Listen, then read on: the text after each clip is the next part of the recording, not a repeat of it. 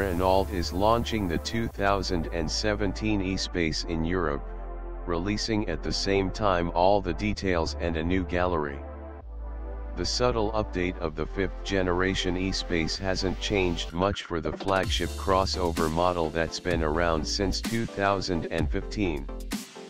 The most important update is the addition of a new powertrain developed by Renault Sport. It's the new Energy TCe 225 EDC, which is the same engine that debuted with the Alpine A110. However, and instead of the Alpine's 252 HP, the turbocharged 1.8-liter engine is tuned for 225 HP and 221 lb-ft, 300 Nm, of peak torque.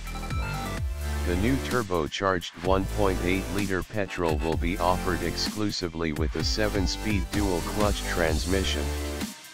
Renault claims a 7.6 SEC for the 0 to 62 miles per hour, 100 kilometers per hour, with fuel economy NEDC rated at a combined 6.8 LT/100 km, 41.5 mpg UK, and 152 gr/km of CO2.